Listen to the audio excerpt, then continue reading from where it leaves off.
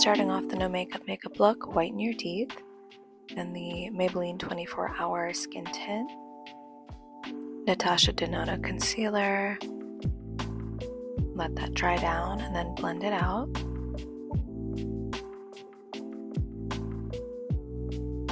The Natasha Denona pressed foundation. I just use this all over to set that skin tint. It gives a really light coverage and soft finish. This is the Laura Mercier Bright Under Eye Setting Powder.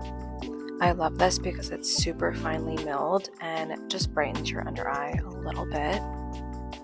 And the Natasha Denona Bronzer, bringing a little warmth and life back to my face, cheekbones, under the jawline, and forehead. And the Kosas Baked Blush in Butterflies. This is just such a beautiful, cool tone blush. And the Rare Beauty Illuminizer in Cheer. And we're just going to pencil in our brows. Nothing crazy, just a little definition, filling in the sparsity, and set with the Milani Make It Last. Bubble lash, a few layers of that.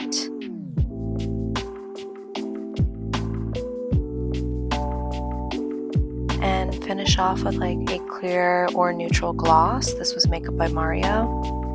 And that completes the final look. I am off to a coffee date with my girlfriend.